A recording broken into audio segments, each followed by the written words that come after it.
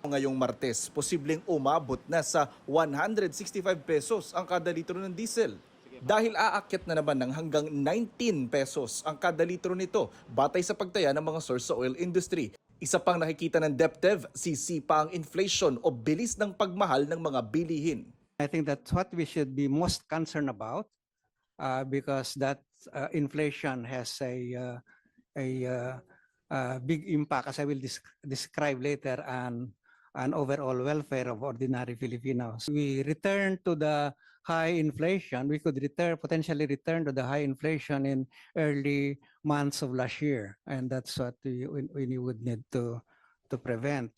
Hawak na alas ngayon ng pamahalaan ang pagpayag ng Iran na makapaglayag ang Pilipinas sa Strait of Hormuz kung saan dumaraan ang 20% ng krudo sa buong mundo. Pero paglilinaw ni Energy Secretary Sharon Garin sa kanyang Facebook post, hindi niya mapabababa kaagad ang presyo ng langis sa Pilipinas. Ang nakuha kasi ng Pilipinas sa Iran ay safe at preferential access. Ibig sabihin, mababawasan ang banta na magkaproblema sa supply ng langis ang Pilipinas, mapoprotektahan ang mga barkong papunta sa Pilipinas at masisiguro ang kaligtasan ng mga marinong Pilipino.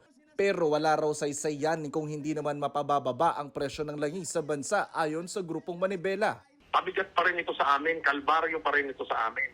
Baka naman may makukuhanan pa tayo na hindi lang sa Iran na mas mababa ang presyo. Gusto ring malaman ng Manibela kung anong barko ba na papuntang Pilipinas ang sinasabing padadaanin ng Iran sa Strait of Hormuz.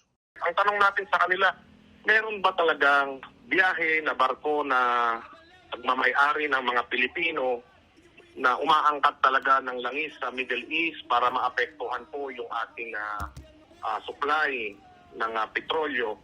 Sa Senado, nagbabala si Senator Ping Lacson na posibleng umabot sa 320 billion pesos ang mawawalang kita ng gobyerno kapag sinunod ng pamahalaan ang mga panawagang suspindihin hindi lang ang excise tax kundi pati ang VAT o Value Added Tax sa langis.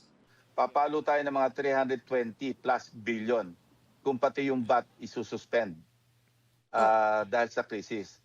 So dapat pag-aralan mabuti ito ng ating mga economic managers na Malacanang yung paano ka lang isuspender yung VAT. Ito ang unang balita, Jonathan Andal, GMA News.